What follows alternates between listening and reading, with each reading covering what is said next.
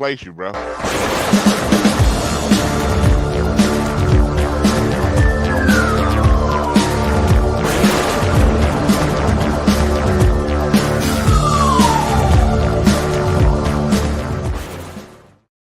Welcome to Nerd Positive. This is a Facebook and YouTube live podcast that celebrates everything we feel is awesome in hopes of spreading our fandom to you.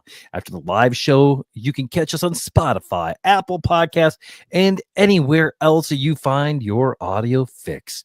Each week, we dive into the hearts of fandoms and celebrate the things we love. From sci-fi to fantasy, movies to TV shows, and comics to video games, we explore the universes that have captured our imaginations and made us lifelong fans in our search for the quest for the best. Expect passionate discussions, in-depth analyses, side quests, and maybe even a few things hiding under the bed. So whether you're a die-hard yippee-ki-yay motherfucker, or just dipping your toes in the fandom waters, Nerd Positive is the place to be. I'm your host, the self-proclaimed Emperor of Awesome, Bradley Buchanan. With me every week is the co-host with the mostest co-host. I'm working on it. Words are hard. Words are hard. It is. Words are hard. With me every week, I have the unverified twin of Dwayne The Rock Johnson in the eyebrows, the unverified twin of Dave Batista in the head wrinkles, the unverified twin of Carl Weathers in the mustache, The flavor savor, the unverified twin of Tony Todd in the right earlobe, and the unverified twin of Shamar Moore in the nipples. Yes, sir. My name, ladies and gentlemen, is Brian S. Dennis, where this week the S stands for That Hug, which we're going to talk about here. But Bradley, I know you've got Princess Leia waiting for a cameo. Before she hops in, I know we normally end with the Better Than Human of the Week. I got to start with, I got one for the end, but I got to start off with the Better Than Us Human of the Week.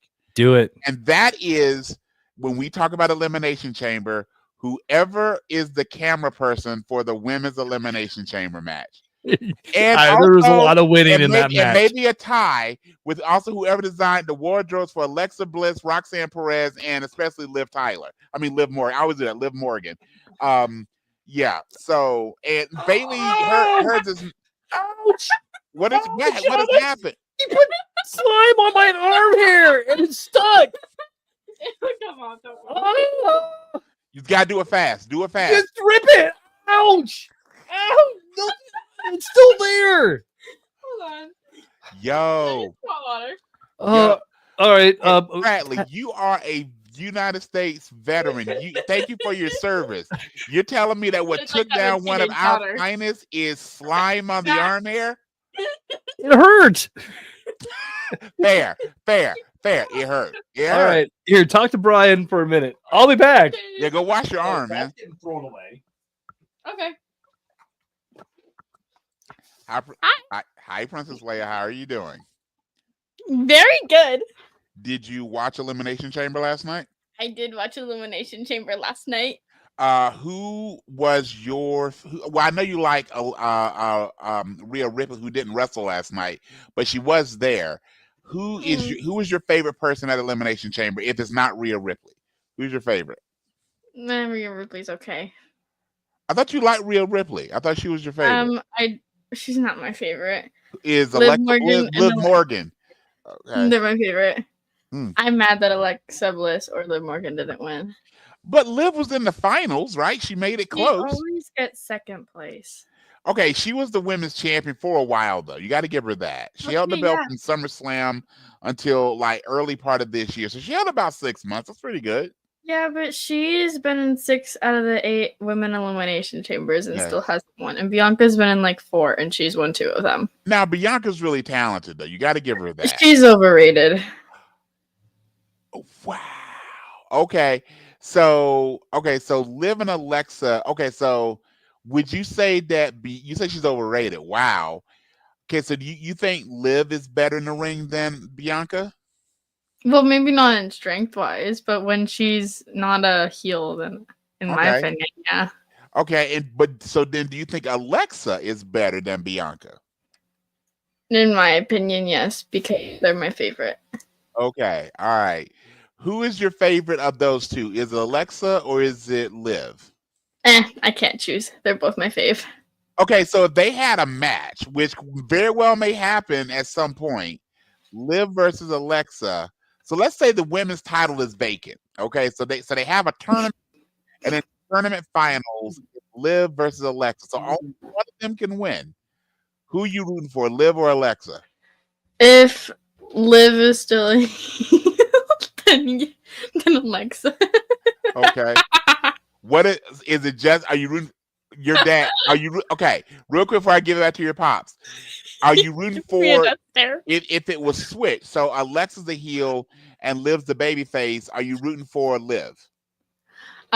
Possibly yes. So you root for the baby face. That's fair. That's fair. Okay. All right. See you. Bye. By the way, me and your dad are also really big fans of Liv. We love Liv. Yes, we really, really like Liv. I honestly feel kind of bad. I didn't mean to do that. It's okay. I'll survive. All right. Bye, princess. Bye. Oh, ow. Say it in the microphone.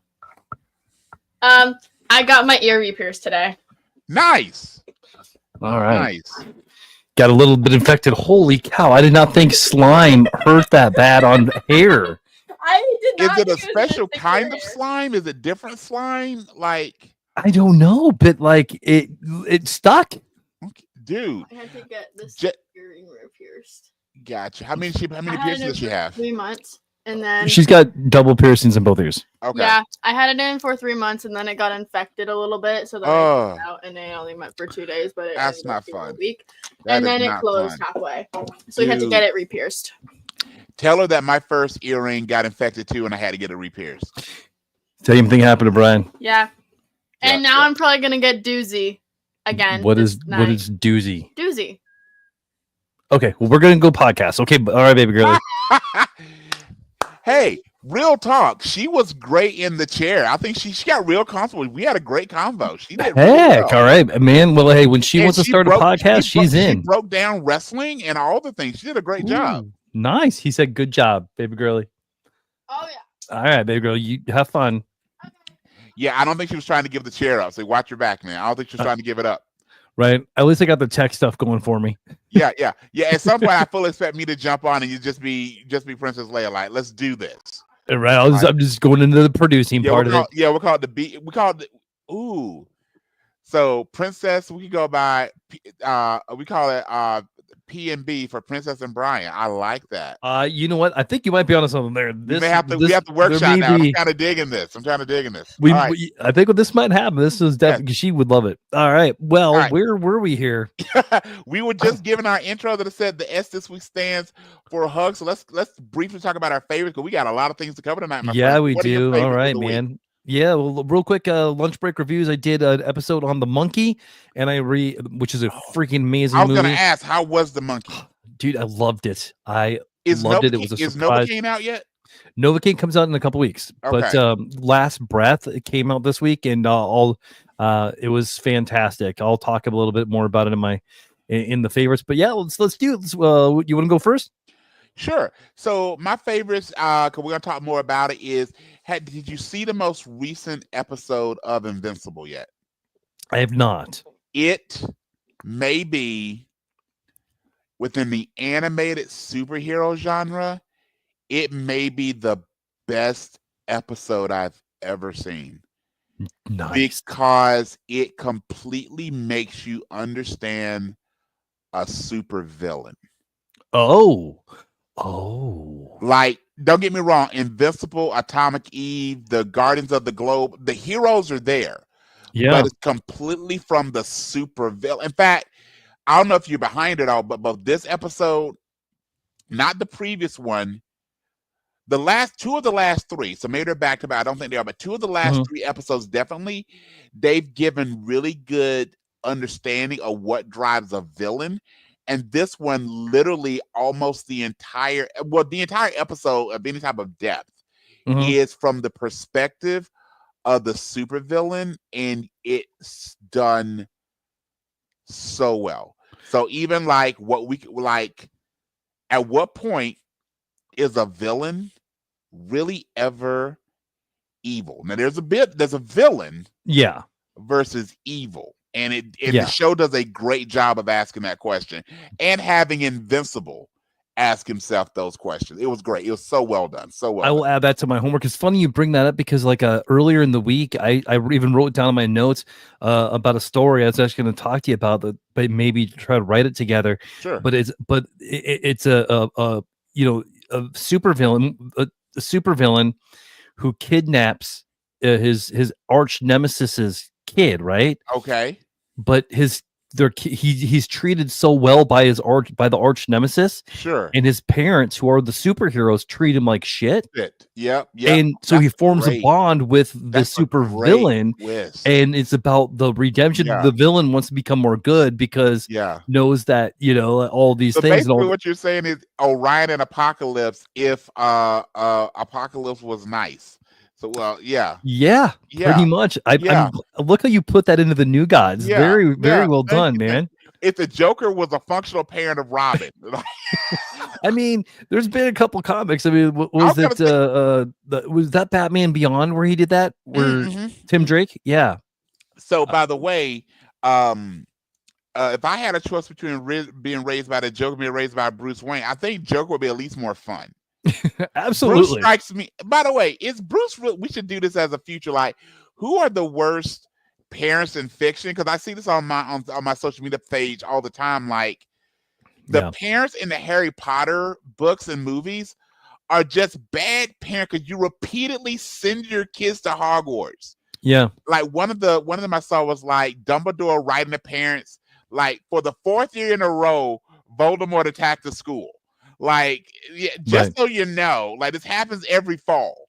Sending out the emails. Like the owls, right? So all that. So so check out that, and again, we'll talk more about it. But again, this past week's you watched before me, dude. I think what I texted you was literally that dude. Yeah. This week's episode of Paradise, I was talking to some coworkers.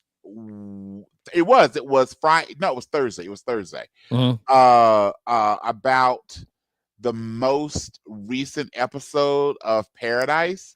It's one of the best episodes of television. Yeah, absolutely. And again, we talk every week about how great Sterling K. Brown is, and he is. Yeah. And we talked before about just how good the James Marsden character, without giving too many spoilers, based on how his character is treated in the show. That if he does not, I've said before, like if Sterling K. Brown doesn't get a Emmy nomination, it's a crime. For lead actor, if James Marsden doesn't win for supporting actor, it's a flipping crime based on one episode.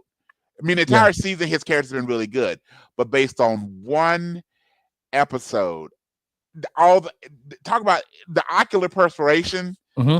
The cell phone at the end, him with the kids and Marsden, and I don't know why I kind of really love me some Sinatra. Like if Sinatra was here, I'd be like, "What's good? What's really good?" Man, like they did a great job in magnetoing her. Yeah, facts. Like. Brian and I are going to do a full episode of Lunch Break reviews, and we're going to do we are going to break down all the entire first season of Paradise. It is so rewatchable. It is so damn rewatchable. Yeah. All right. So that was my best stuff, sir. What do you got this week? What are your faves? Not much to add to that. Traitors, which is that's my guilty pleasure. That's my competition reality show. Although it's not as good. Tracker is back. There's a couple of new episodes of Tracker. I didn't realize Tracker was back. Okay. Yep, 2 of them. I didn't notice it either because Paramount Plus hasn't really pushed it at all. Right. But they're fantastic. And 1923 is back. I started the first episode and I got about halfway through. Then I got distracted, so I need to jump back into it. Fantastic. Again, Timothy Dalton, just everybody in that show is just Helen. We Helen talk a lot Mirren. about. I can't think of anything Helen Mirren has ever been in that I didn't dig. Right. Yeah. Yeah. And by the way, if I'm that cool when I hit I think she's in her late 70s, early 80s at this point. Yes, absolutely. So Yeah. 100%. All right, my friend. Other than that, comics that I've been digging, Absolute Wonder Woman #5 came out, which actually finishes the first arc of Absolute Wonder Woman. Okay. We got one more for Absolute Superman. Definitely going to be doing some retrospectives of because I've been following all the Absolutes. However, in March is going to bring me Absolute Flash, which is Wally West, without the Speed Force, Martian Manhunter, and Green Lantern. And so we'll see about all those. And then the movie, I got to talk about Last Breath. If you want to hear more depth about it, definitely check it out on Lunch Break Reviews. I go over critics reviews, user reviews, all the things. I put it on the Lunch Break point system. Both Last Breath was super, super intense. It is not a movie that you have to see in the theater though, but I'm glad I watched it. Like, it's a good movie. It's cool. I mean, Woody Harrelson is fantastic in it. He is such an underrated rapper, underrated actor. When you White Man Can't Jump, you know. Yeah. But you think about, again, there was White Man Can't Jump, obviously his role as Woody in Cheers. But then you had obviously Natural Born Killers, Zombieland.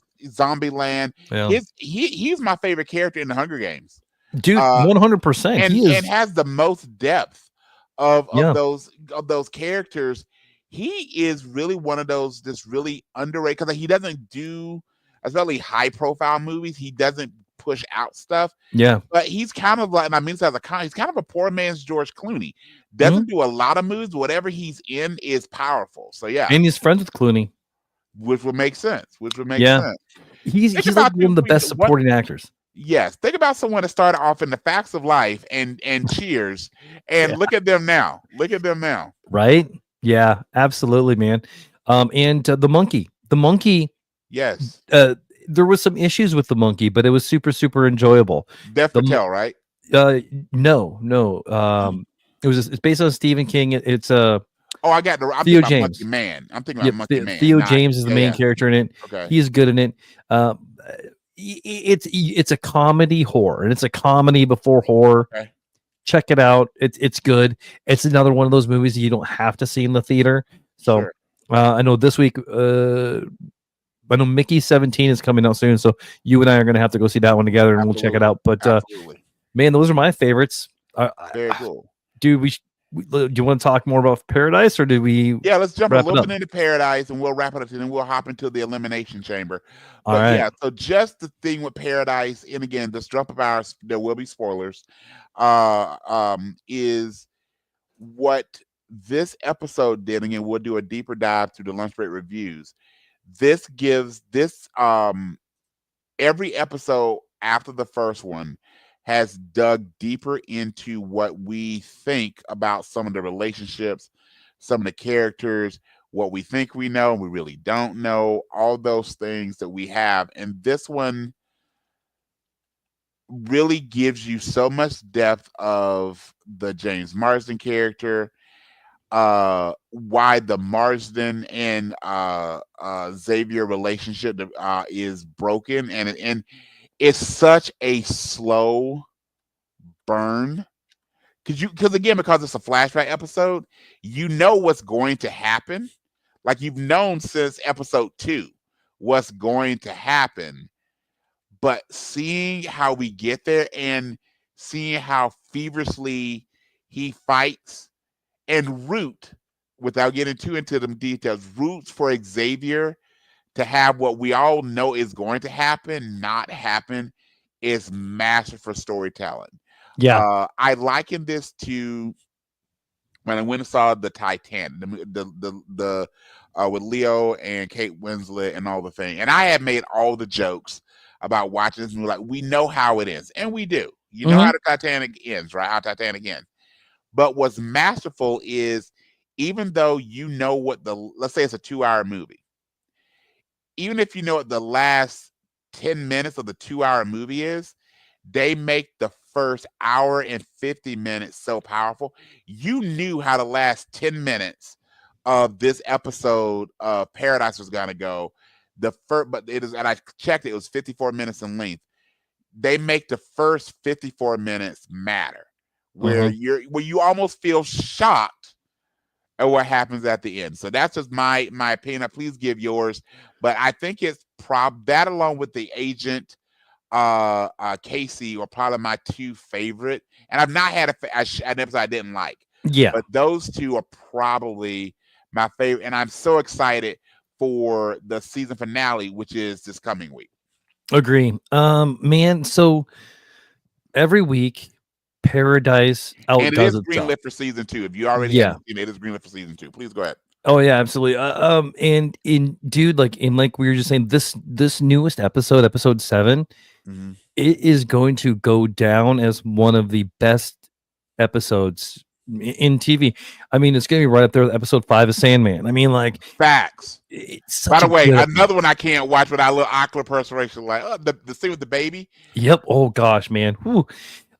What Dan Fogelman has been able to do, and it's a talent, because he did it a lot in This Is Us as well. Yeah, he was the king of that cliffhanger. Yes, and was able to find these like moments that weren't huge, but like can impact everything. In This Is Us, it was the triplets with the one baby dying, and then they're gonna whatever. Yes, take Randall and the name, and how the dad. I still don't understand why he doesn't use his multitude of powers from heroes to save himself, but it happens. Exactly.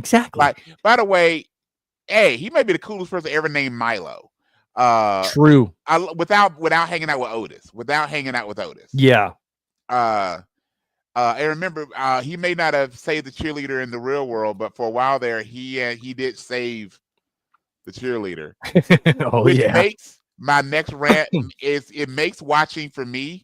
Makes watching Remember the Titans a little icky. Like, we know what comes in a few. Oh, no. Yeah, anyway, continue. No, man, that's about it. But I do have a question here for you. Yeah. Who do you think killed the president? I think it's someone that we've not met yet. I don't think it's anyone that's already been introduced. I think it's someone that gets introduced either at let's assume that they're gonna have assume that they reveal who kind of like my head goes to like almost with From, like they drug a lot of that stuff out in a great way for 3 seasons. I would assume we find out either the end of this coming episode or early into season 2 a character we have not yet met. Because would be it. Assuming that it's not Jane, that'd be the only one that I would say would possibly Jane. I really don't think so. I don't think Jane does anything without, and again, spoiler alert, without Sinatra's okay. So my head is someone that we've not met yet. So I think that there's going to be a group that have been able to sneak in. Well, remember that would make sense. So that throws my Jane theory out, because remember she says it's the DNA from people we haven't met yet. So yeah. But I also think it's from the secretary that Xavier would not tell. Marsha, I was about ready to say that. I think it's Marsha. Marsha. This is what happens, ladies and gentlemen, when you've done a podcast for a few years together. Marsha, absolutely. I mean, I think that was such a good tag team effort right there. I think that's a perfect segue into the Elimination Chamber. Let's do it. Let's talk about it, man. Let's talk about some. Oh my god! Before we get into it, I've watched every Elimination Chamber. And that's what's going through the index of all the eliminations before, all the Elimination Chamber events before. This was, in my head, the best Elimination Chamber event. And whoever produced, when we get into the details, again, spoilers, is Paul Levesque and anyone else. By the way, I've seen a lot of things online that talks about if you had to figure out the heir apparent to Paul Levesque, to Triple H, your boy Shane Helms, aka the Hurricane. He is behind a lot of their best segments. R-Truth. It actually started with R-Truth. R-Truth was last like, hey, who are the ones that really pitch a lot of your ideas? And he goes, I fill in the blanks with some of the ideas of, hey, this would be fun if you do it, and he figures out how to make it work. Those come from Shane Helms. Really? And if it's not Shane Helms, it's Jason Jordan, Chad Gable's old tag partner from American Alpha. So, but Shane Helms is really Triple H's when it comes to the in-ring stuff, is Triple H's right-hand person. Dude, that's awesome. So I think, and there's people talk about like giving like, and also innovation, because he came with the vertebrae and so many moves, like just even in offense, go, hey, your move looks better, telling you how to sell, but also just the idea. So just think about, so I guess the Triple H in training, it's not your boy Shawn Michaels, it was Road Dogg. Road Dogg is the one that says, if you had to pick someone that would be the next Triple H as far as creativity and run the company, it would be Shane Helms. So speaking of that, have you had a chance to watch LFG yet? No, that's after the pod tonight. Yeah. Okay, cool. Let me know. I want to watch it. Mm-hmm. It's on AMC. I'm gonna have to download the app. I like my only thing of it is, and I wonder how good of an actual coach the Undertaker is.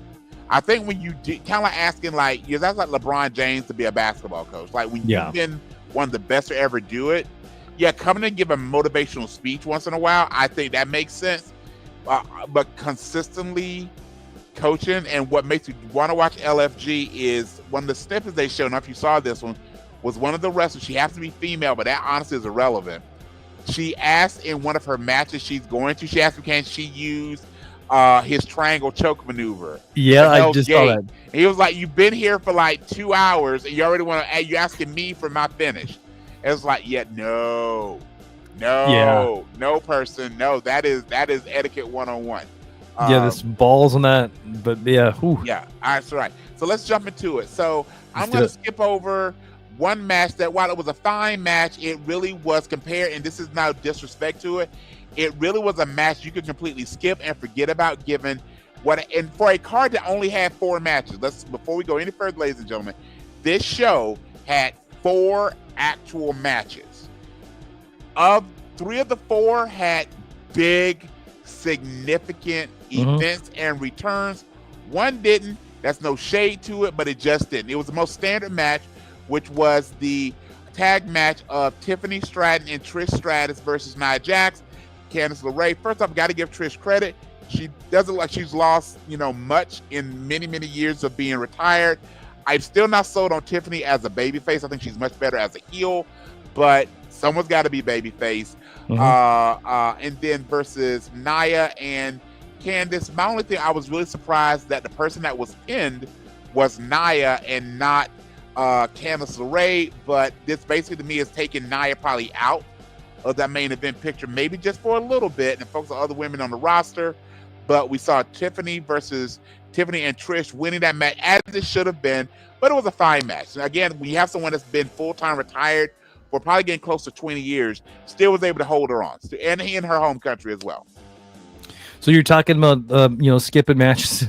That was the one I skipped, man. I went and ran a couple errands while that was going on. Fine. It basically was the same caliber of tag match you see on Raw or SmackDown. Yeah, nothing wrong with it at all, but it just wasn't compared to. So then I'm gonna skip to the match that was after that, which is Kevin Owens and Sami Zayn. Oh shit, dude, KO and Sammy, I mean, you're my boy. You're my boy. If we ever had to work an angle, I don't know if I would either let you do the moves as intense as they did, or would feel okay like laying into you the way that they did, but it was done incredibly well. They're two very good workers. And again, no disrespect, as great as that match was, and I've seen them wrestle multiple times, this was probably their best match, but the match became irrelevant when we all start to hear those voices in our heads. So Kevin Owens wins, as he should have. I thought this was set up for a Kevin Owens, Sami Zayn rematch at WrestleMania, but no, this is setting up for Kevin Owens to take on the most dangerous 3 letters in all of sports entertainment. Apex. The Apex Predator, Randall K. Orton with the RKO. My goodness. So I love the fact he was not in any hurry. He soaked it in. He let the crowd. Poor Sammy's is there. He let the crowd. But I got to give Kevin Owens. We talked about when they turned Kevin heel. It was like, why is he mad at Cody? Why is he mad at Randy? Why is he mad at all the things like this? And we weren't. He has made lemons out of lemonade. He's like limoncello. He's made a drink of drinks out of this. And he did what we don't see heels do enough. Is they're fighters, they're wrestlers, they're supposed to be they're supposed to be badasses, including Braun Strowman. Instead of, we see all the time when the babyface is returning and the heel is like, oh my God, tries to run away. No, what did he do? He got in that ring after fighting with Sammy for probably 20 minutes. I'm looking, the Sammy Owens came in at 27 minutes and 35 seconds. He was like, let's go. Let's go. I'm not running from you, which made it even better for them to have that brawl, that pull apart, and again, ending with the RKO. And we were talking before about we still got to get folks in matches. I think we know what Kevin and Randy are going to be doing when we get to WrestleMania 41. Yeah, it's kind of cool when you see these matches and they're able to, like Kevin KO is a heel. Yeah. But he doesn't have a team behind him. He is by himself. Yes. And nobody's going to come out to rescue him or anything like that because they've he's an alienated heel. Yes. And that's good for him. It works. Yeah. And what made the WWE working so well is for a while there, it seemed like heel versus babyface, people kind of one note. Now you see the various ways someone can be a heel or a bad guy. So you've got Dom Mysterio, right? Who gets booed out of the building, never wins matches, takes it on the chin, and is that heel that will run away. Like, he'll talk hella crap before and after, but in the ring, except for a couple things here and there, he is running away. And again, he's doing his best Eddie Guerrero moment, which again, Dom said on the CBB podcast, he's not sure. Maybe that angle about who his real daddy was made us a little more realistic than we thought. Then you've got Gunther, who doesn't back down from anybody. And then you've got Kevin Owens, who's just angry and like, let's go. And I love he wore a Bret Hitman Hart jacket. Dude, that was so good. That his little like Easter eggs of the t-shirt or the gear he wears is, again, Kevin Owens is, people talk about who have been superstars the last couple of years being doing their best work. I think this version of Kevin Owens that didn't start out great, and that's not his fault. He is making, this may be my favorite version of Kevin Owens. Absolutely. Now I just want to get some gold on his waist at some point. Like, I want him to win the United States title from, we'll talk about predictions for WrestleMania soon, but I really want, who I think is going to be the next United States champion, to eventually drop that U.S. title to Kevin Owens. All right. Sweet. Then we're going to talk about the 2 Elimination Chamber matches. Yes. So let's jump to the women's one. So let's get the results out of the way, then we'll unpack the match. So the competitors were Alexa Bliss, Bayley, or as I like to call her, Bayley Cheeks, because yes, sir. Liv Morgan, Naomi, Roxanne Perez, and the ultimate winner, Bianca Belair. With that being said, so the match starts out, I'm going to assume folks know the Elimination Chamber starts with 6 people in the match. 4 competitors are in pods. 2 competitors start the match, then the other 4 release at different intervals. Before the match started, which is going to be Naomi versus Liv Morgan, we hear a storm, and then we see, for the first time with a lot of urgency walking down the aisle, we see Jade Cargill, and they built perfectly that you almost forgot maybe the subtext of the angle with her injury, because and give it to Liv. Liv looks scared. Liv is, I told you this last night in Vitech, she's the best heel they got. From both as a woman, or probably even right up there with, like, I'm trying to think who's probably the best heel on the men's side at this point. She might be the best heel, period. She really, other than what we're going to talk about in the last match. But she's definitely the best female heel they've got, probably have had in a long time, other than Rhea Ripley, truthfully. When Rhea was doing her best with the heel, she comes out, looks like she's going after Liv. Liv looks scared to death, and then she attacks Naomi. And let's give Naomi her credit. She took that ass whooping like a champ. Especially that kick against the pod Woo! Okay. Yeah. Like I hope Jimmy had an ice pack waiting for her in the back. Oh, he I mean, I'm sure. Like, why not? So, and the Like, maybe it commentators, glowed. yes. So this goes to, I don't know. So Michael Cole was on Logan Paul's podcast, and he talks about how he Pat McAfee doesn't want to know anything about what's going to happen because he wants it to be very organic. Michael Cole says he asked for a few details. He knows kind of what to sell, how to react, what to talk about. They both did great, as well as Wade Bear. And I really liked the trio that they had last night of just going, wait, maybe Jade is attacking her because she was the one that attacked. Maybe that was the one that attacked her, which makes perfect sense. She gets to be Bianca's tag partner, the women's championship. We've not seen her as a heel in the WWE in a long time, and it was kind of hit and miss. Mhm. She's not a natural heel. She is much better than a natural babyface. But this was great. And again, I think we have another match set for SummerSlam, which also makes then the ultimate victor of Bianca make sense by the fact that she obviously now is not in a tag team with either woman. They don't have the belts anymore, which it was time to make a shift. But this was, even if you take out that moment, this was definitely the best women's Elimination Chamber, and it's probably up there one of the better Elimination Chamber matches, regardless of the competitors I've ever seen. Yeah, man. The one thing that I kept thinking about is, like, did Jade not just have Bianca's phone number? Like, when she was getting, healing and whatnot, like, hey. That's always the rub that's where with wrestling we have to have a suspension of disbelief. Right. There's also that thing, like, people are talking in the backstage area and then the rest will be shot. Like, you don't watch the show? Like, they just told the audience they're going to come out there and hit you with a rock. And you're like, oh, they hit me with a rock. I didn't know. 20 minutes ago, they say it in front of everybody. Or when someone is obviously coming down behind you because you hear the reaction of the crowd and the wrestler in the ring doesn't think, oh, maybe I should turn around and see why everybody's making all this noise. So we got to give some level of suspension of disbelief. But you're right. There is that one quick hole in the plot of, again, like we talked about with Lord of the Rings. Hey, why not ride the Eagles the whole way? Why wouldn't she call the girl like, hey, the chick that's with you is the one that beat me up? Mm-hmm.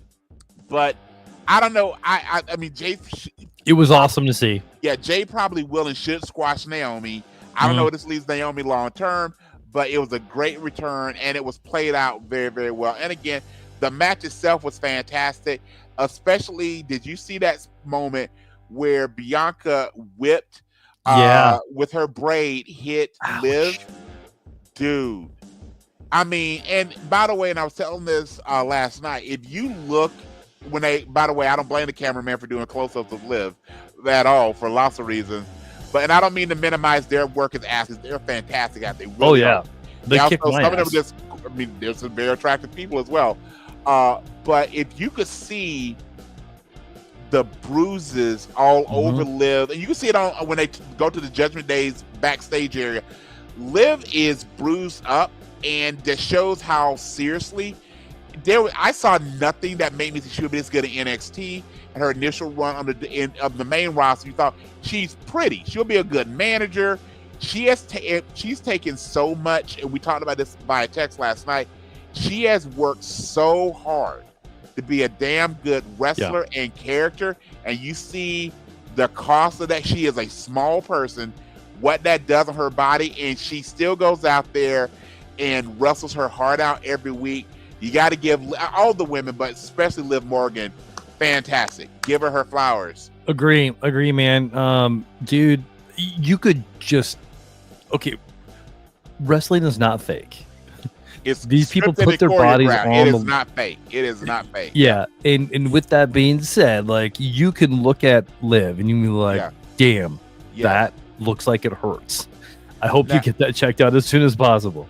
Now, I know Hulk Hogan as a person is not a fountain of truth, but I remember he did an interview and they asked Hulk, what is the most painful thing? Not going something extreme like Mick Foley coming off the cell, right? Right. But of spots that you see in matches, what hurts the most? He said it's not the chair, it's not falling off of a ladder, it's not the table spots. He goes, those you can steal your body for, and those can be gimmicked, right? He goes, the match that actually hurts the most is a strap match. He goes, there's nothing to make a strap hitting you hurt less. There's no way to soften that because you need the sound for the crowd to respond to. So you can't soft sell it, right? Yeah. So Liv, in what she took from that braid, was like a razor sharp strap, and she took it while holding on to the cage to not drop probably 8 feet when she herself was probably like 5 foot nothing. Yeah. Again, give all the women, and Roxanne Perez, if they already haven't said she's going to be on either Raw or SmackDown, is definitely ready for that. And just give all the women.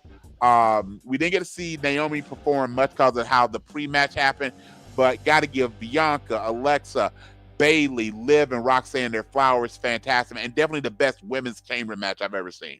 Man, I'll tell you what, like my MVP for the women's is going to be Roxanne Perez, man. Yes. And Alexa Bliss, man, she looked really good. And after taking the better part taking the better part of 2 years off to have a baby, congratulations, by the way. And I think sometimes from some of the other podcasts and listen people, they criticize because a lot of the top level women wrestlers are petite, especially if you compare them to Nia Jax, Charlotte Flair, and Rhea Ripley. Okay, fine. But when you look at those women who put their bodies on the line and give us incredible matches, and remember, Roxanne Perez is just a hair over 21 years old. Real? Oh, wow. Yeah, she is a hair over 21 years old. That shows you how outstanding she is. So yeah, there's that. And of course, we got the stare down between Bianca, Rhea, and Io Sky. So I got one last question. We talk about the main event match. So tomorrow, so we record on Sundays, folks. So tomorrow night on Raw on Netflix, we're gonna have Rhea defending against Io Sky. Do you think there's a snowball's chance in hell that Io Sky beats Rhea Ripley tomorrow? That she becomes champion? No, but I think something's going to happen, and I think WrestleMania might be a triple threat between the three. I was thinking that. I hope don't know how. I hope not, though, because the match that I want to see, because I was thinking I was driving earlier, I was trying to fan casting possible, because there's a lot of matches. WrestleMania's 2 nights. If you figure 7 matches per night, that's 14 matches. We've got 4 confirmed based on between the Elimination Chamber and the Rumble. So they've got 10 matches or so, if not more, to come up with, including a lot of title matches. The women's Intercontinental title match, I personally want to see Lyra Valkyria defend against Io Sky. That's the match I want.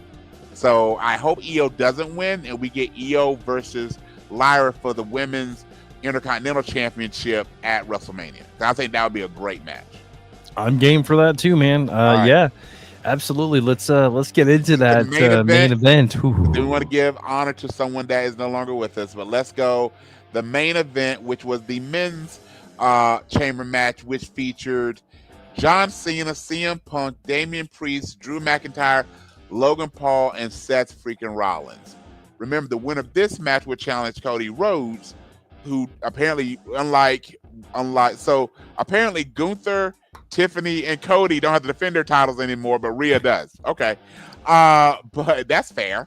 But the winner of this match will face Cody for the undisputed WWE Championship or the world title for the SmackDown brand. Really good matches overall. The big things that came out was it definitely set up for CM Punk to face off against Seth Rollins at WrestleMania. That stomp was woo. By the way, I think my favorite double team move now very well may be a go to sleep into an attitude adjustment. That was sweet. That was awesome. That was hella sweet. And you saw it coming when Seth kind of had the jelly legs but didn't fall down.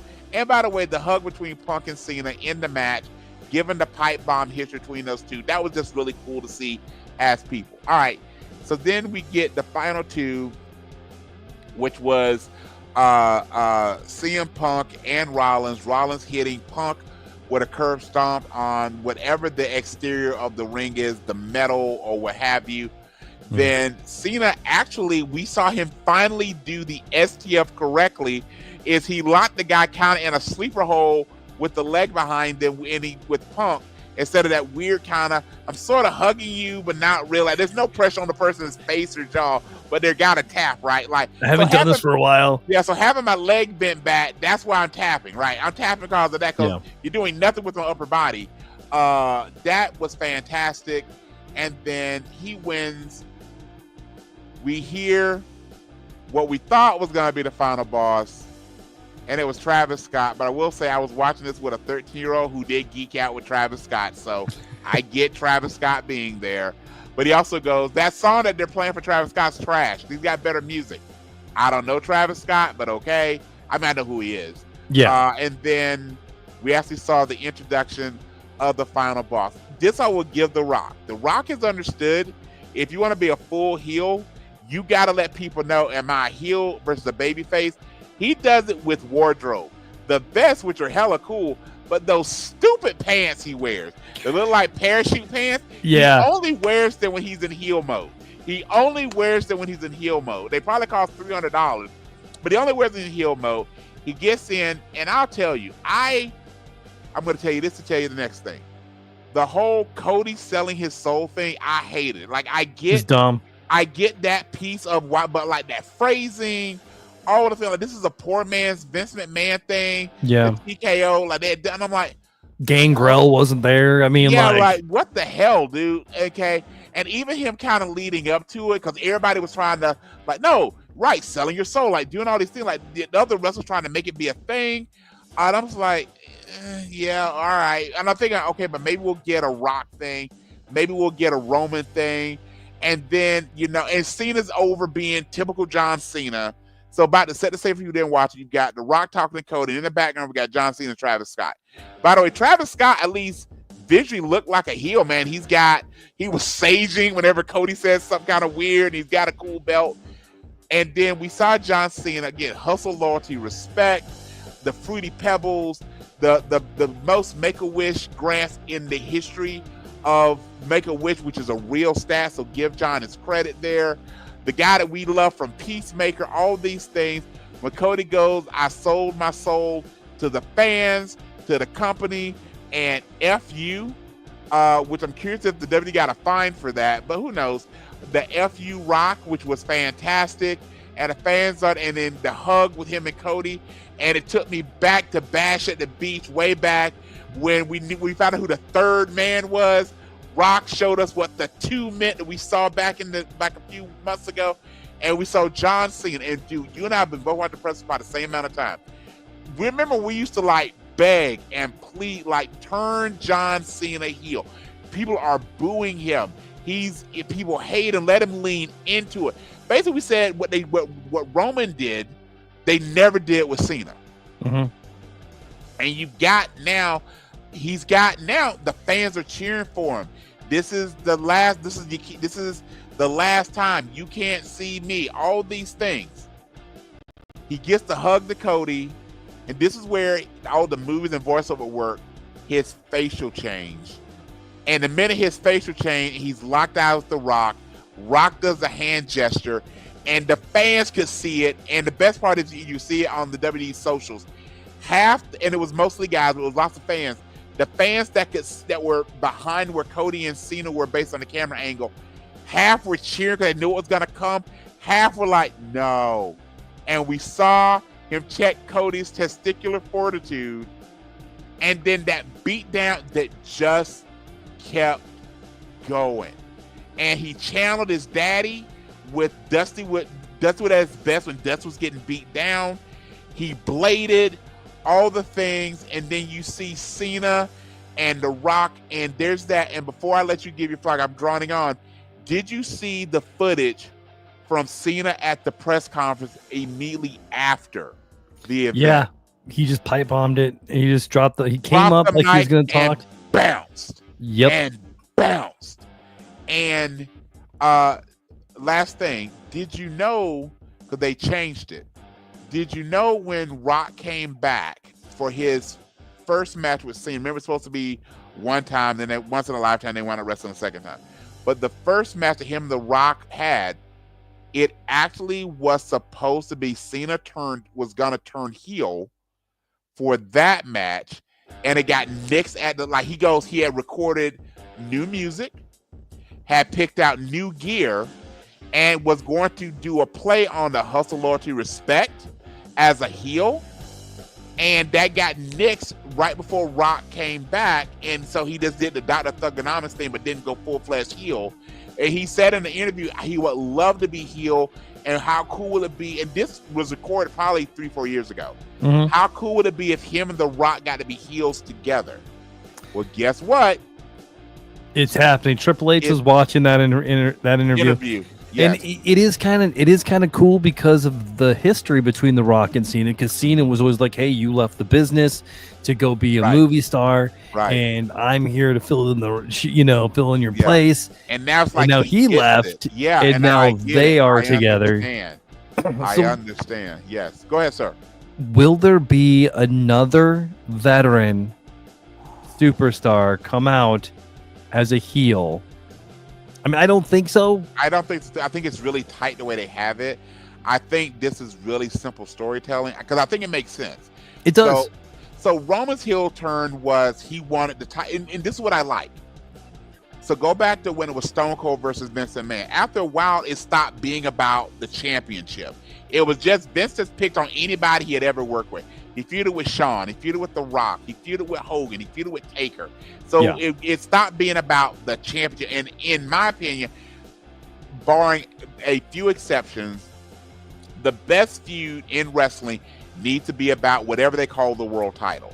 So Cena is tied with Ric Flair. This is probably what he'll say and what he should say. He came back because he wanted to break Flair's record. He just barely lost the Rumble to Jey Uso. He needed to win the Elimination Chamber, and the best part about this is he won the Elimination Chamber without anybody. I mean, the thing that happened, but he didn't turn heel. He won the chamber as a babyface. He wants The Rock's help to ensure he wins the title. Yeah, this was never about having a shot, because we know a thing in wrestling is you go out on your shield. You generally in most matches, if a wrestler knows any particular match is their last match, they lose. They put over somebody else. This one is, and it's getting all of us in our thinking like, well, and we'll talk about this when we get ready for the WrestleMania pre-show. But it got me thinking like, damn, what if he breaks Flair's? Think about it. What a lot of people would consider the modern day Hulk Hogan breaks the record that he ties with Ric Flair by beating the son of Dusty Rhodes. That is incredible. Oh man. All right, sir. Any other thoughts about that? I know I did the majority of the talking, but wow. You know what? No, you're good. You're good. That's good stuff. No, I think we've kind of put a pin in that one. That's definitely the Elimination Chamber 2025. Definitely the best. I mean, it's only had 2 events, but barring and I can see WrestleMania being really good, but I think barring WrestleMania being lights out, this might be the pay-per-view of the year. So, I guess one last question, and before we put the Elimination Chamber to bed, who is your male and female MVP of the night? Of the night, male, and he didn't wrestle a match. I got to give it to Cody because Cena's turn, it really worked because of how well Cody took an ass whooping. Yeah, I mean and by the way, The Rock pulling out the white belt, and he actually had the shirt. I don't call it the vest. Actually, was built a little lower in the back to not show the weight belt that says Cody's soul.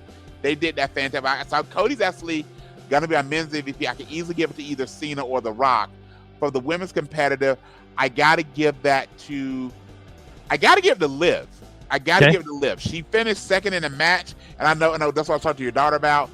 She really wanted her to win, but sometimes you can still be the best. That's a great thing about wrestling.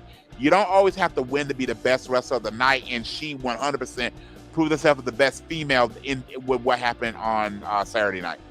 Awesome. Well, what about you? Roxanne Perez, man, she really impressed me. And I don't believe I'm going to say this. Logan Paul. Dude, that frog splash off the top. He's incredible in the ring. I mean, so good. I mean, just the stuff that he can do. Yeah. is just freaking amazing. I am man. calling my shot right now. Mark my words on our recording on March 2nd, 2025. Either by WrestleMania by WrestleMania 42 or before, Logan Paul is the world champion on Raw. Mm-hmm. Yeah. Logan Paul is going to be a world champion between now and WrestleMania in New Orleans. Whether he wins it at WrestleMania 42 or he wins it before, because I got my opinions on who's going to win the Raw title when we unpack that. But I totally think Logan Paul between now and WrestleMania 26 will become 46, not 26. 42. 42. 42 in the year 26. Yeah, I got you. Words are hard, numbers are hard. Logan Paul, about either on or before WrestleMania 42, becomes the world champion. Absolutely. All right, man. So, Brian, guess what time it is now? What time is it, sir? It is time for the Nerdageddon Tournament of Awesomeness. Yes, sir. Yes, all right, sir. So what this is so we have a list. We have a category. What we have, what's on our list, we don't know. We're going to take a top 10 of today's bracket, and then we're going to trim that down to 8. And then we're going to go 1 verse 2, 3 verse 4, 4 verse 5, and so on and so on. And we're going to go until we are down to our one champion. And then we're going to switch spots. The other one of us is going to do it.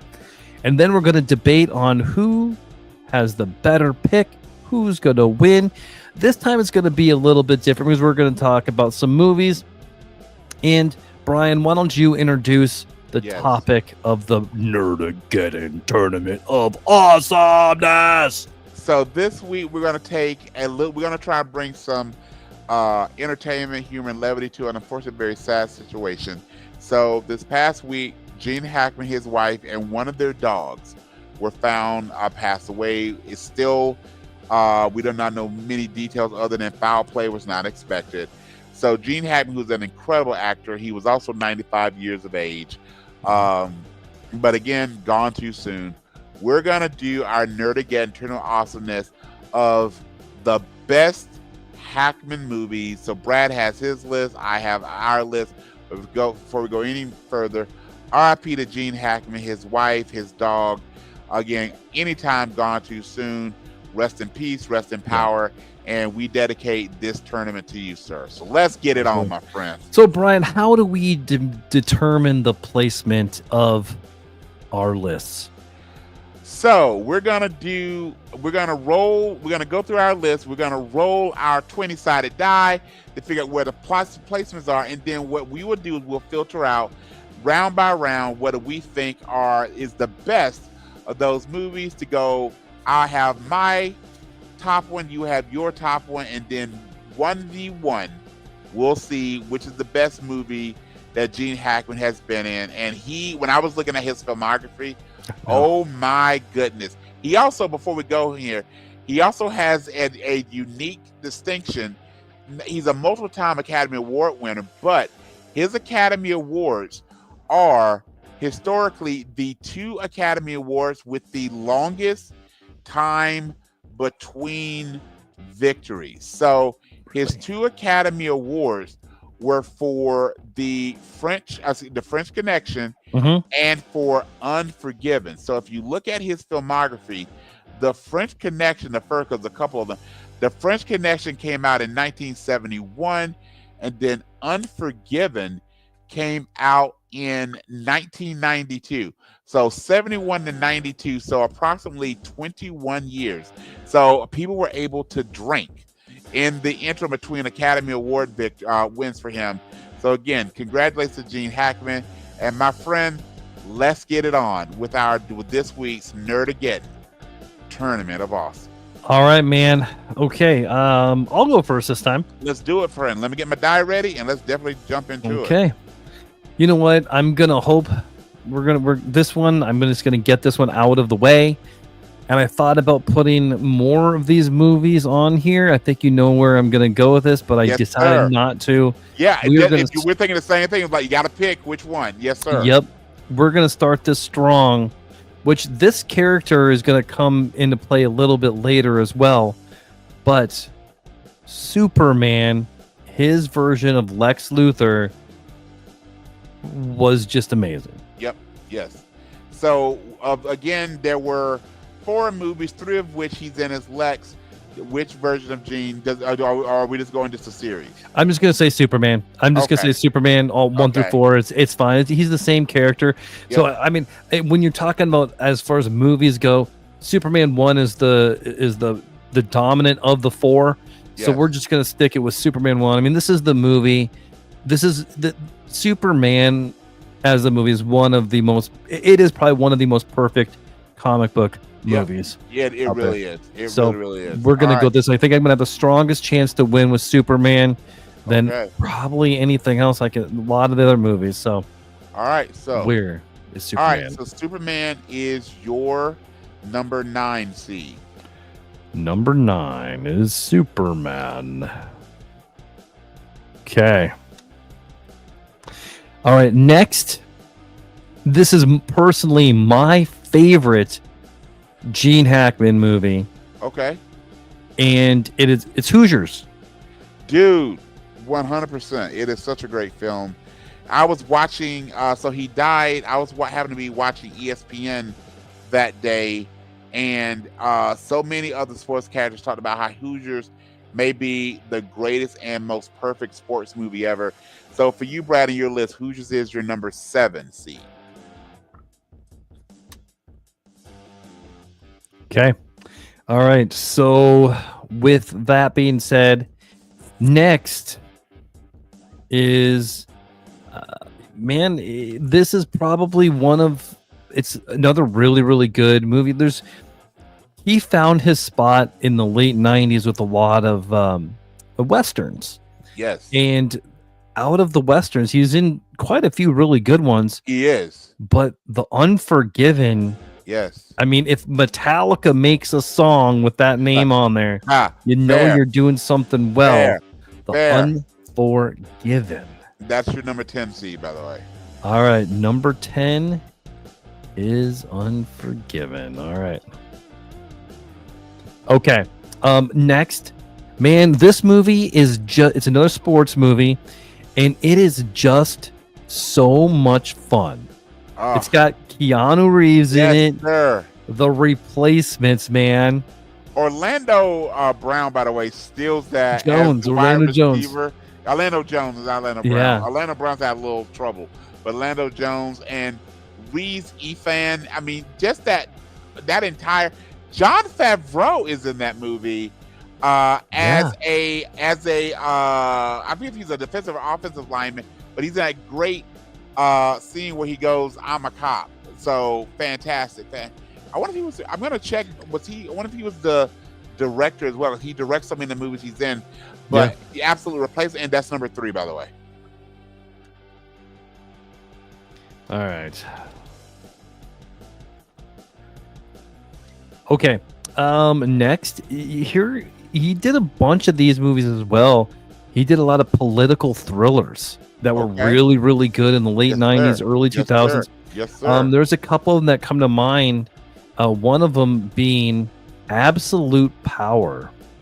Ooh, good movie. Good movie. So let's see where Absolute Power is going to fall. Absolute Power is going to be your number 8 seed. Absolute Power.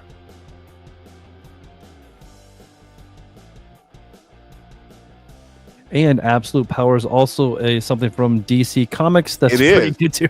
It is. That's what I was like. I remember when I was looking at it like, wait, is it? And it is not. But yeah, you're correct. All right.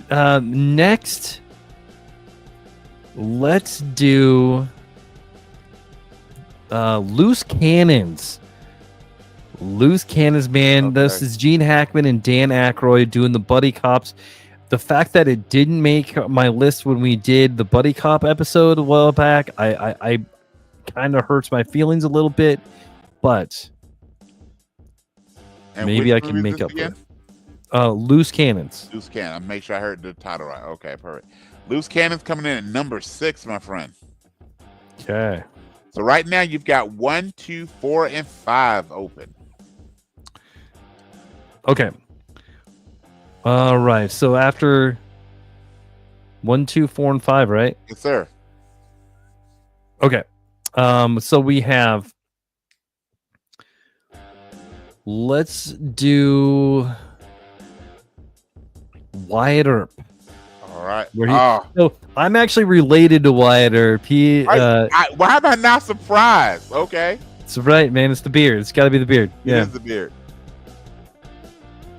So with that, by the way, when I was checking to see who the director of the replacement, it is not John Favreau, but this may actually hurt my love for Jon Favreau a little bit. Bradley, do you know the second major film he directed? The second major film? Yes. So we know he directed Iron Man, Iron Man 2, he directed Cowboys vs. Aliens. He has to direct the live action Lion King and Jungle Book. Chef. He directed a movie, one of the scariest movies that's ever been made. Yes. It is Elf. I did not know he was the director. So Jon Favreau, we love you. Jump on the pod anytime. We love what you've done at Marvel, especially your work with The Mandalorian and the Book of Boba Fett. We sometimes don't give you credit for that as well, but you gave us Buddy the Elf, sir. So it's like if your favorite uncle steals your toys. All right. With that being said, sir, next up, so we got Wyatt Earp at number 4, by the way, if I didn't tell you that. That's your number 4 seed. Okay. Let's see here. We got Absolute Power. We got the replacements. We got Wyatt Earp. Yep. All right. Okay, I know we did Superman. I'm off one of my numbers here. So I know we did Hoosiers. I'll give you your pick. So 3 is replacements. 4 is Wyatt Earp. 6 is Loose Cannon. 7 is Hoosiers. Absolute Power comes in at 8. Superman is 9, and Unforgiven is 10. So 1, 2, and 5 are currently open. Okay, so we have to do a little bit of the quick and the dead. I was hoping I would hear the quick and the dead. Sharon Stone, man. Yeah, I actually like Quick and the Dead a bit better than Wyatt Earp, but both of them are really good. All right, sir. So you got 1 and 5 remaining. Oh, so that was 2? Oh, I'm so sorry. Yes, that's 2. So you got 1 and 5 remaining. Okay, and we gotta have Enemy of the State. All right. I was like, we can't get much further without that one, right? One of Will Smith's most underrated films, seriously. As well as having Phyllis Corey Moon in it. I think she might have still been as Lisa Bonet back then. And that is your number 5 seed. So again, Enemy of the State is number 5. Okay, and then we are going to go ahead and end this with the French Connection. Popeye Doyle. The second best character ever named Popeye, but we're good there. All right. So I'm going to give your seeds just for consistency again. 1 through 10. French Connection. Quick and the Dead. Replacements at number 3. Wyatt Earp at number 4. Enemy of the State. Loose Cannons. Hoosiers. Everybody's favorite coming in at number 7. Absolute Power at 8. The Superman as a series coming in at number 9. And number 10 is Unforgiven. All right, man. So now I get a roll for, or you're gonna roll for my 2. I will roll. Yes, let's do. What two am I losing? Okay, so rolling first. You're losing your number 7, which is Hoosiers. Oh, that may have just cost me the game, man. That may have just cost me the game. That hurts my heart. That hurts my heart. I always want to re-roll it for you, man. No 8. No 8. Don't give me an 8. Don't give an 8. It's an 8. Yes, sir. I just lost Hoosiers and I lost Superman.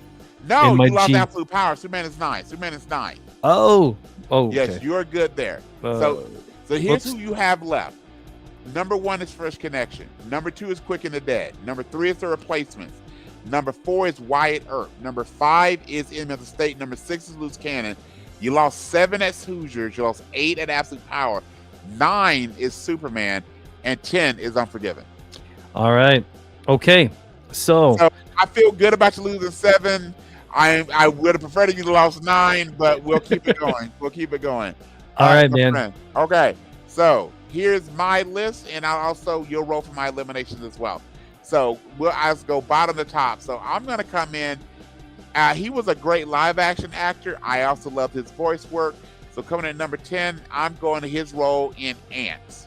So Ants is where I'm leading first. What seed do you give me for Ants? That is number 10. Oh, nice. Hang on a second here. You're good.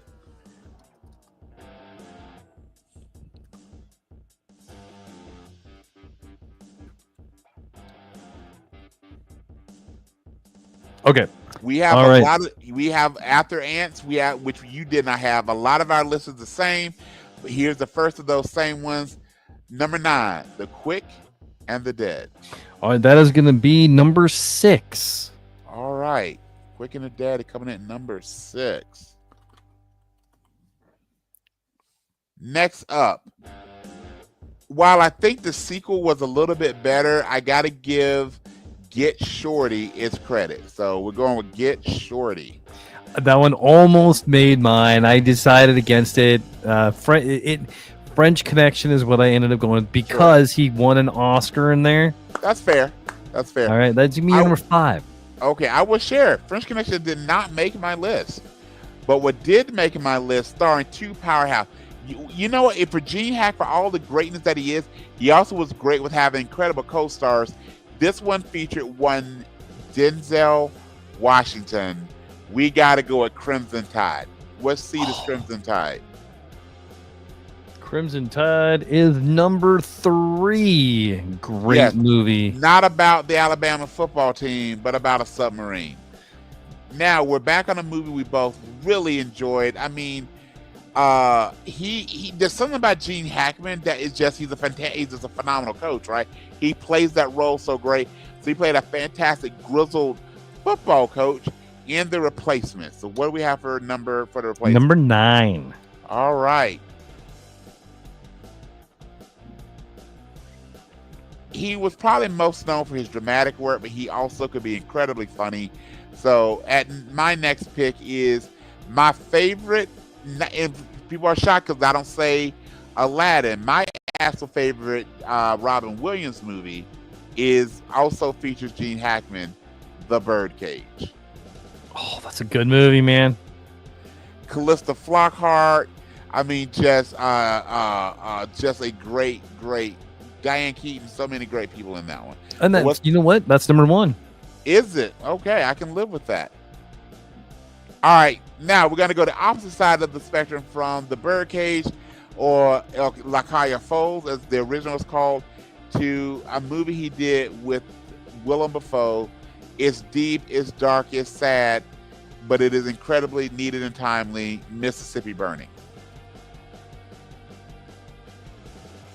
That is your number 4. Back to movies we haven't. By the way, the next 3 are on both of our lists. And what you have left is you have 2, okay, 7, 8, 2, 7, and 8. Yep. All right. So of course it was going to be my list because he is not only a Lex Luthor, he is the best Lex Luthor. Again, Superman series. Where are you giving me for his role in the Superman? Number 2. All right. Next up. I love it. You love it. We all love it. In fact, we love it so much we will never want to be Unforgiven. Which seed do I have for Unforgiven? That is going to be your number 7. And this may shock you. In fact, it probably won't. Think about a Gene Hackman I've not mentioned, but when you think about Gene, especially as a coach, to me, he is the standard bearer for everyone that plays a coach. Whether we're talking Denzel, where we're talking Major League, the best ever Al Pacino on any given Sunday. My coach in any movie, the best coach ever is Coach Norman Dale, played by Gene Hackman in Hoosiers. That will be your number 8. All right, so for me, no 8, no 7, and no 2. So 2, 7, and 8 I need to keep. 2, 7, and 8 I need to keep. So here we go. All right, man. Well, All right, dude. You just lost your number 2. Okay, that's losing Super. Well, you lost Hoosiers. I lost Superman. That seems a bit fair. Yep. Now I just don't know. I feel like I curse her when I say it. Let's not. So roll again. Now, please don't let it be 8. Not 8. Not 8. You know what? It's an 8. I'm going to re-roll for you. I will. It's fair. You lost Hoosiers. I'll lose Hoosiers as well. Okay, we got to quit saying what we don't want to because the last 2 weeks you've done that. That's what we roll. Okay. All right. Okay, so let's go back to your side of the draw here. So you're one. So I lost, just for audience sake, I lost Superman and Hoosiers. You lost, so you still have Superman on the board. So let's go here. All right. Your 1v2 is French Connection versus The Quick and the Dead. And we're going by the better movie. Not necessarily his role in the movie, the better movie. So to you, what's better, French Connection or Quick and the Dead? You know, I've seen the French Connection one time. Same. And nothing that it's a good movie. It's also a movie from the early 70s, which is just not our age bracket, right? Yeah. Right. But you know what is? The Quick and the Dead. Sir. The Quick and the Dead is an underrated Western. It's fantastic. And Sharon Stone was really good at that as well. That was, all right. By the way, if you go back to Crisis on Infinite Earths, you could argue that the Barry Allen character was also the Quick and the Dead. You like what I did? You like what I did that? You like I did that? Yeah, right. I love it. That was good. Okay, so now we've got Replacements versus Wyatt Earp. Man, as much as I love Wyatt Earp, it's not Tombstone. And Kevin Costner is a great actor and does a great job in Westerns, especially Westerns. But Western and baseball. That's his niche. Yeah. Give me a Western and a baseball flick. Kevin Costner's gonna do a good job. He needs to make a Western baseball movie. He needs to. You know what? He needs to have. He needs to have he needs to have Yellowstone. They need to go in like some intramural baseball league. Yeah, right. He needs to buy a baseball team. Yeah, exactly. Trying to bring a professional team in Montana. GM ever. Okay, so if I clocked you correctly, you got Wyatt Earp losing to the Replacements. Yes. So now we got Enemy of the State versus Loose Cannons. All right, Enemy of the State versus Loose Cannons. This one is tough, but you know what, man? Enemy of the State is just a really good movie. I haven't seen it in a long time. I just watched it. I think it holds up.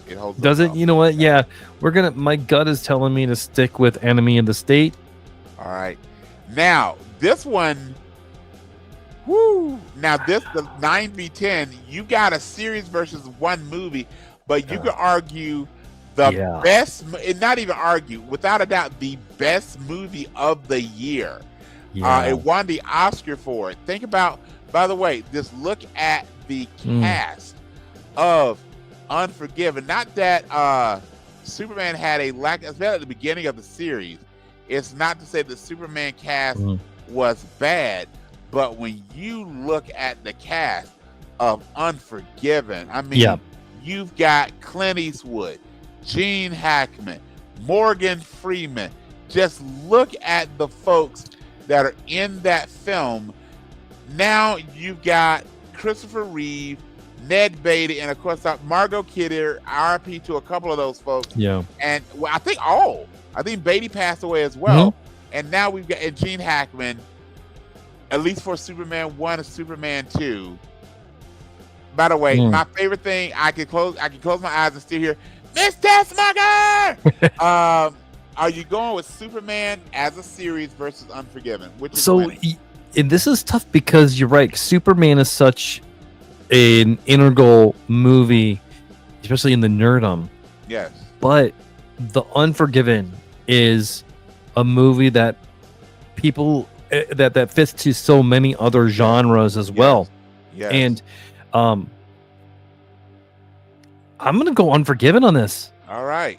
I'm going to go Unforgiven. I think Unforgiven is a better movie than Superman. When I go to my side of the draw, because I lost Hoosiers and Superman due to the roll of the dice, I now will not have to face Superman nor Hoosiers due to the elimination. Thank you, draw on your side. All right. I'll go to so what you have remaining, we'll come back to, is you have in your next set Quick and the Dead versus Replacements and Enemy of the State versus Unforgiven.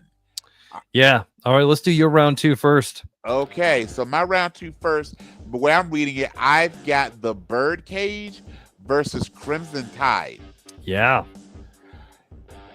I go for a movie that I can rewatch a million times because I don't got to think about it, or that movie that keeps me on the edge of the seat. I got to go edge of the seat for what's a better movie. So as much as I really enjoy The Birdcage, and we are family, I'm going to eliminate The Birdcage and keep Crimson Tide. So I'm taking out The Birdcage. All right, that's going to leave you with Mississippi Burning or Get Shorty. I got to eliminate, Mississippi Burning I'm keeping. I'm getting rid of Get Shorty. Again, really good movie, but Mississippi Burning is better movie. All right, so the next round is going to be Crimson Tide versus Mississippi Burning. That's going to be a fun question to ask you, man. Oh, man. We're going to have shit. The Quick and the Dead versus the Unforgiven. No. Oh, God. This is exactly where you did not want to be because they are so close. And I know how much you like Quick and the Dead and Sharon Stone. Yes, this is Ashley versus Mary Kate. Oh, God. Okay. But I got to use the same logic that I used when you were talking about Superman versus Unforgiven. They're both wonderful films. Mm-hmm. But like you said, Quick and the Dead is not Tombstone. I would say Tombstone is not The Unforgiven, which means that the Quick and the Dead is not The Unforgiven. I got to eliminate Quick and the Dead and keep Unforgiven. Okay. And then finally, The Replacements versus Ants. I love Ants, but this is easy for me to do. I got to eliminate Ants and keep The Replacements. By the way, man, I have no issue eliminating any movie that features Woody. Woody. Shoot, what's Woody's last name now? Woody, not Woody Harrelson. Woody Allen. Woody Allen. Yeah. We get rid of Woody Allen. Okay. So back on your side of the draw. First up, Quick and the Dead versus Replacements. Dude, okay. I'm gonna go with my gut here in the movie that I feel has done more for me personally. It's just a good movie. I've watched I've probably seen this movie probably 40 times. Okay. And Quick of the Dead isn't that movie, man. It's Quick of the Dead. Wow.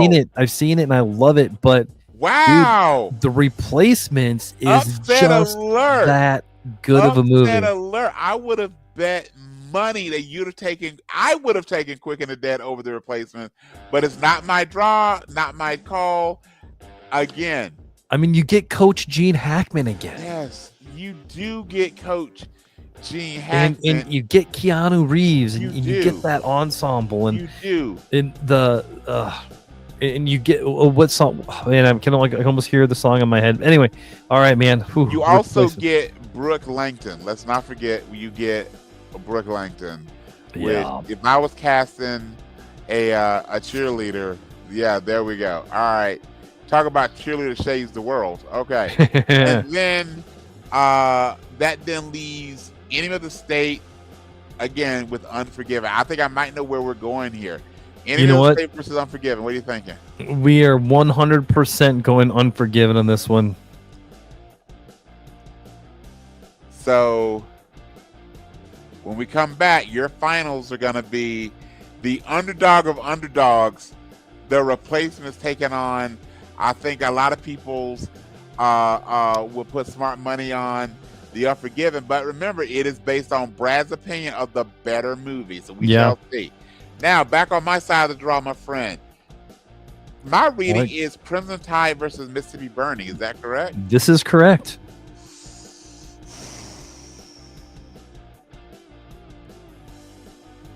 You know, I think I'm almost coming down with you with the Quick and the Dead and The Replacements of both excellent movies.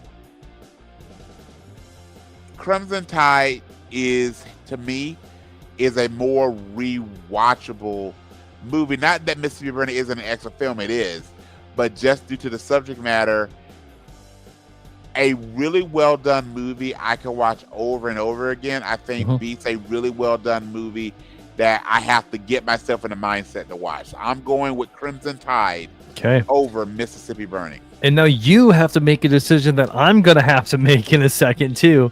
It is The Unforgiven versus The Replacements for you. What do you think is the better movie? Darn, I wish I was doing this first instead of second because you're in my head a little bit.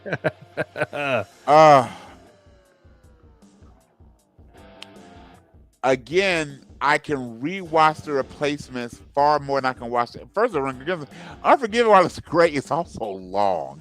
But I will say the difference between the draw that I had before is I think Unforgiven is far and away so much better than Mississippi Burning that I think that's going to carry it over The Replacements. But that scene where Keanu and Brooke have that kiss, not to mention the game and all the things that they do in that. And by the way, Hackman's narration in that movie is fantastic.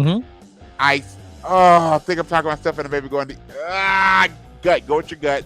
I'm going Unforgiven over Replacement. So I you know, and this is actually kind of interesting. One of the things I like about these brackets is The Replacements wasn't even really in my top 3 or 4, really. No, I mean, but no, it wasn't. But as we get into this, like I think it's probably in my top 2 now. I mean, like in real life. I mean, it's really like, man, The Replacements is a really, really good movie. I mean, if I had to just go, hey, I'm going to sit down and watch a movie starring Gene, just to watch it. So it's Sunday night. If I had to go after the podcast, I'm going to watch a Gene Hackman movie on a Sunday night. Really looking at the draw, my 2 would be Hoosiers and The Replacement Killer. And not but Hoosiers and The Replacements. Yeah. Those would be my top 2. So I totally get how you get there. Yeah, I mean, and we don't even need to do it because we both have the same. This is Unforgiven versus Unforgiven. Some might say a reload of The Unforgiven 2. Well, actually, hang on. We still have to do our final 2. So for you, it's The Replacements versus The Unforgiven. Well, you heard what I said. Spoiler alert. You're going with Unforgiven over Replacements, I'm assuming. I am, and just for everything that you said, man. I mean, I love The Replacements. It is such a good movie. It had such a great ensemble cast. And I mean, I'm going to carry parts of that movie with me forever. But The Unforgiven is a life-changing movie. I mean, you can't watch that and it not hit you. I mean, it feels 100%. It was like one of those first like real westerns that came out of the newest, in the last 40 years, 35 years or so. That actually really made you feel the Old West. And it has to be Unforgiven, man. I mean, it just has to be. This is fantastic. So now I am going to go ahead and just get to the quick and dirty, not the quick and the dead. Crimson Tide versus Unforgiven. Again, great movies, but I'm going to go with Unforgiven over Crimson Tide. So this is a first. Ladies and gentlemen, we have The Unforgiven versus The Unforgiven. So our champion is set that the greatest and not shockingly greatest movie, R.I.P. to Eugene Hackman, is The Unforgiven. That was fantastic. Thank you, Mr. Hackman. Man, that was fun. That was a ton of fun. I'm glad we got that. And we got a tie on the books. Yes. All right, man. It's time to play some games. Yes, sir. What do you got for me? I'm going to pull out an oldie but goodie, which is a Would You Rather. So as I was researching Hackman movies, he has such a stellar list of co-stars, but he had co-stars that got really well known doing not only other movies, but movies where there were more than one person played that character. So I'm going to take a spin on it. I'm picking a person that was a co-star with Gene Hackman that also happened to have a character that was played by more than one actor. So I'm going to ask you, which of the versions did you prefer? Okay. So we're going to start off with going back to one of his earlier films. He starred with Willem Dafoe. So we know Willem Dafoe as the Green Goblin, but before he was the Green Goblin, he was Norman Osborn. So which version of Norman Osborn do you prefer? The Norman Osborn, not Green Goblin, at least not yet. Norman Osborn played by either Willem Dafoe in the Tobey Maguire Spider-Man movies, or the Norman Osborn voice acted by Coleman Domingo in Your Friendly Neighborhood Spider-Man. So I'm gonna say William Dafoe just because we haven't had enough of him yet as Norman Osborn. But Coleman Domingo, I mean, they are gonna cast him as a live action Norman Osborn. I agree. I mean, like, this is exactly the right move to do. Your Neighborhood Spider-Man made so many right choices, and had there be 2 or 3 seasons of your Friendly Neighborhood Spider-Man, it probably would have been a different answer, because Coleman Domingo. I mean, how many text messages did we had like, dude? Absolutely. I mean, yeah, we have a whole language in the U's and dude. I guarantee it. He is fantastic as Norman, and again, I'm really excited to see. We've already gotten those hints. We got to see the glider and all the things going on with the research, for the things taking over for Doc Ock. By the way, what we didn't talk about, and we'll save it for next week, that season 1 ending of Your Friendly Neighborhood Spider-Man. So we didn't record last week. Hope you're feeling better, partner. Is that, again, had Invincible not been in my opinion, so fantastic as last week, I would say that season finale of Your Friendly Neighborhood Spider-Man would have been one of my. And that, quick question, we'll unpack it in next week. We've seen a couple incredible animated versions of Spider-Man. Yeah. Which are you digging better? The Miles Morales, so Into the Spider-Verse Spider-Man, or Your Friendly Neighborhood Spider-Man? What 2 movies, the third coming, versus 8 30-ish minute episodes. But which one of those do you enjoy better? They're both fantastic. There's not a bad end. There's not a wrong end there. I'm gonna say Into the Spider-Verse, just because those movies are some of the best movies that have come out in years. Yes, I give you that. The Your Friendly Neighborhood Spider-Man just evokes my childhood. Right. It's something you would have seen on Saturday mornings. 100%. What about you? Yeah, I gotta also go Into the Spider-Verse, but I gotta tell you that last episode, and I paused so I could read all the names on the wall. My goodness, we've got some great things coming in the future with Your Friendly Neighborhood Spider-Man. Not to mention, you already said it, dude, Tombstone and the way they handled that backstory. Yeah. And they went full circle with Doc Strange and all the things. The creative minds behind a Elseworlds alternate multiverse what if version of Peter Parker is one, and we're gonna get some Richard Parker, which we rarely get.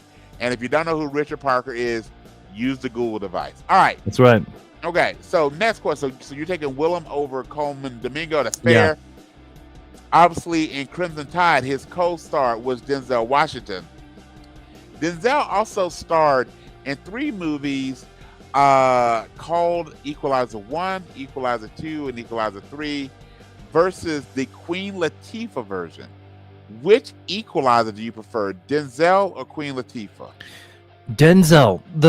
The show, it took me a while to get into it. Fair. And it's one of those shows, I put it in my NCIS category. It's not one of those that I'm just gonna go and I'm like, I have to watch as soon as it comes out. It's one of those that I can get 4, 5, 10 a season behind. Yeah. And just be like, cool. I got something I can watch. Up. Yeah.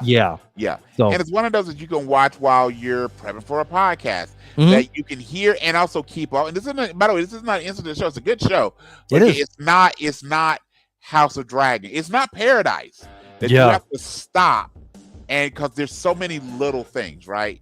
So that's fair. And then, by the way, we both would have voted the same. And then lastly is, who is your Superman? Christopher Reeve from the Superman 1 through 4, or I showed that you turned me on to Superman and Lois, Tyler Hoechlin. Man, you cannot beat Christopher Reeve's Superman. No, I will say Tyler Hoechlin throughout the series, he's up there. Yes. We'll see how David Cornsweet does, but I agree with you. I was really hoping that Tyler would have gotten the big screen version of it, because I think it also covered. By the way, I just checked. Christopher Reeve has been gone for 21 years. Holy 20 shit. going into 21. Yeah. So I mean, just how fast time flies. Yeah. When it comes to that. The other thing is, again, another thing just to show you, so the original Superman movie that he starred in, Superman the movie, as it was called, came out in 1978. When you look at the lead stars in that movie, Marlon Brando, gone. Gene Hackman, gone. Christopher Reeve, gone. Ned Beatty, gone. Margot Kidder, gone. Jackie Cooper, gone. Glenn Ford, gone. I'm going down and down and down the line of it, and almost the entire lead cast of Superman the movie has passed on. So it is a great movie to rewatch. It's fantastic. But again, as time goes on, movies make folks immortal. So definitely, if you've not had a chance or haven't seen it in a while, definitely check out Superman the movie. 78, not that long ago. So just keep in mind. I mean, it had a cast that wasn't, other than Christopher Reeve, we know the injuries that he experienced later in life. A lot of these were folks that were maybe north of, let's say, north of 40 when the movie came out in 78. And so, but again, if we're gonna have to pick a Superman movie that we dig, Superman the movie is probably my favorite of the Superman movies. Yeah, I mean, Kevin Feige has, before they go to make a movie, they have the entire cast watch that movie, and there's a reason why. Which is why you should. Yeah. You should. And again, as I'm hearing it right now again, Miss Tessmacher. Okay. All right, sir. So I heard you have a constellation for me, my friend. I have a constellation for you. I think at this point I have a losing record for constellations. So let's do it. That's okay. So what a constellation is, I'm going to give Brian 2 actors that he's going to have to connect by using the stars that they've co-starred with. All right. And today, Brian, we are going to do a Lex Luthor to a Lex Luthor. We're going to do Gene Hackman to the newest Lex Luthor, Nicholas Hoult. Both of them have pretty good cinematography, and this one was tough. I thought it took me a while to get it because I kept thinking there's got to be a way to get it earlier. I couldn't think of one. You know what? So if you could beat me on this one, I'll tell you what. I did it in 1, 2, 3, 4. I did it in 4 stars. Okay, 4 stars. You got to beat 4 stars.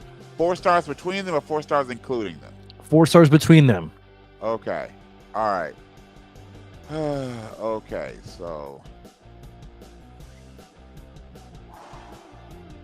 my head wants to go to the X-Men movies because I feel like, but there's so many years between them. Yeah. So it's like, okay, what do we do here? But then when you think about it, he worked, the X-Men movies, Nicholas Hoult did a movie with Sir Patrick Stewart. He did. Okay, let me think. I didn't use him to connect, so maybe. I figured you wasn't giving that up if you did. I figured you were not giving that up if you did. Let me think a little bit here. So,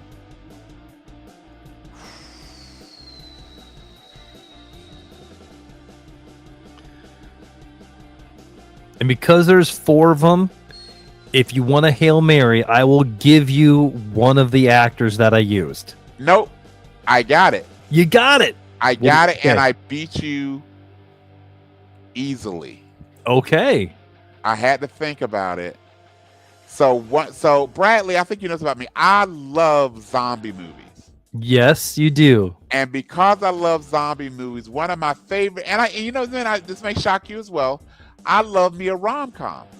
So if you combine zombie movie and rom-com, there's really only one movie, which is Warm Bodies, which stars Nicholas Hoult. Yeah. In Warm Bodies is John Malkovich, and correct me if I'm wrong, John Malkovich stars in the Line of Fire with Gene Hackman.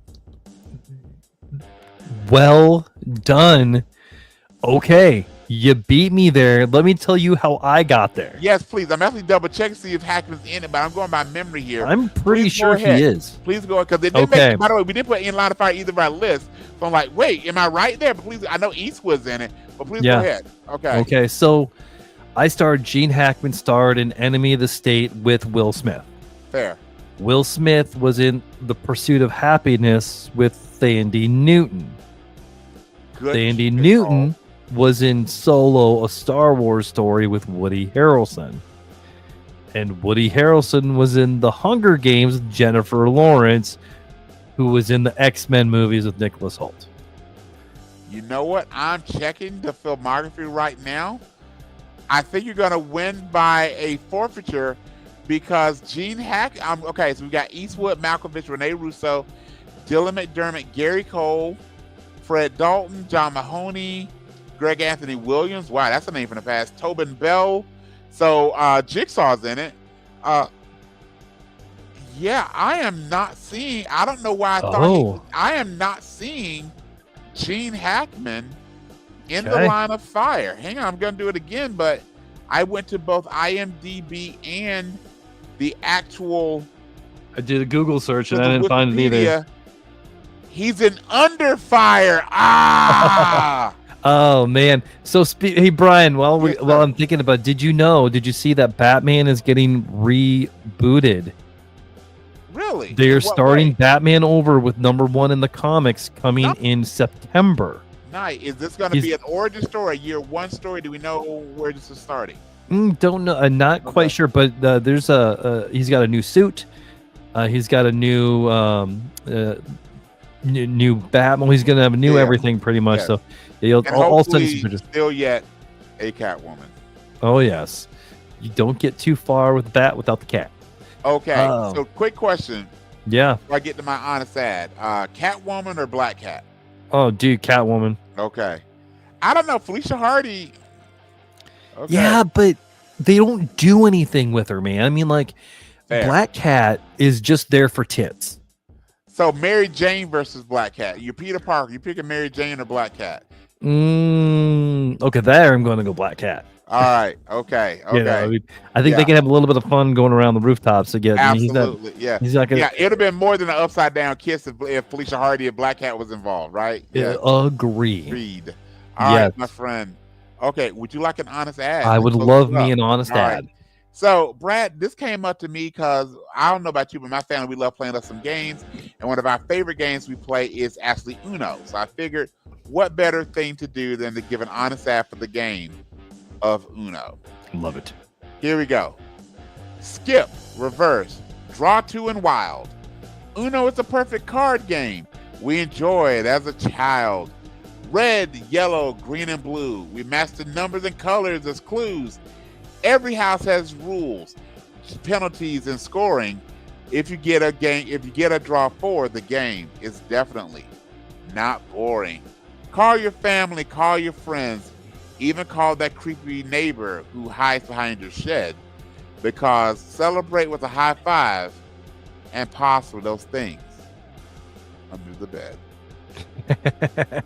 Have you been to my Uno tournament that I do at B&B?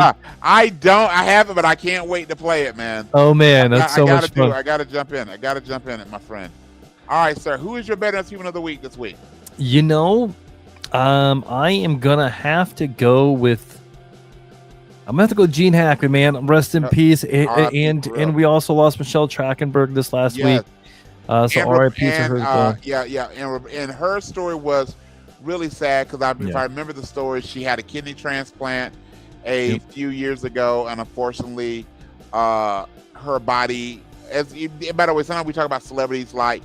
Again, I tell you before, movies make people immortal, but again, there are real people that have real lives and real health concerns, and it is really unfortunate that also Angie Stone passed away a few days ago as well. So we lost some real legends out there, and since we are giving people their flowers, definitely go listen to Angie Stone music, and definitely give Buffy the Vampire Slayer, both the movie and the TV show, a rewatch. Dawn still in the Arrested Crusher got a lot of hate as a character. Michelle Trachtenberg is a really good actress, and rewatch it. I really enjoyed the Dawn character.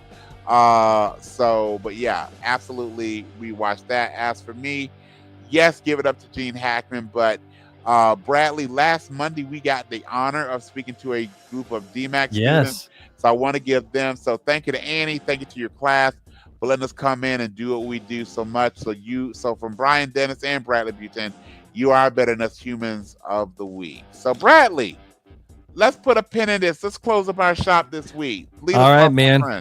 All right. Well, if you want to support us, you can go to buymeacoffee.com/nerdpositive or patreon.com/nerdpositive. For as little as $5 a month, if you want to help us keep the lights on. But you know what? If you just want to help, go share the show with someone you want to make a little more awesome. Don't forget to tell all the people where you leveled up your awesome. And Brian, all right, man, where can we find you? You can find me as always on the Book of Faces at Brian Stephen Dennis, what he actually stands for. Give me a like, give me a follow, give me a friend request. And as always, I try to keep my content funny and occasionally weird. All right. Well, I think it's time to put a pin in it there. What is our what are our words of wisdom? Because remember, words are hard. Words are hard, numbers are hard. So again, I want to thank each and every one of you for joining our podcast today for number one, surviving the pandemic and now testing Nerd Positive. So our parting shirt words of wisdom for this week as always are, please remember, no retreat, no surrenders, and Goonies, never say die. All right, remember, friendship is like peeing on yourself. Everyone can see it, but only you get the warm feeling that it brings. Every time you feel stupid, you just got a little smarter. Squirrels' cheeks are their nut sacks. If dinosaurs evolved into chickens, then people who eat dino nuggets are really eating dino nuggets. And you're like a goldfish. You might forget what you're doing, but you'll always keep swimming. I got one to add for you, sir, before we say our bye-bye. Yeah. I learned this week. For every woman who has given birth to a young boy, she literally did grow a pair. I love it. I love it. Love it. That's awesome. All right, man. Oh, that was a good episode. Have a good one. Bye-bye. Bye-bye, folks.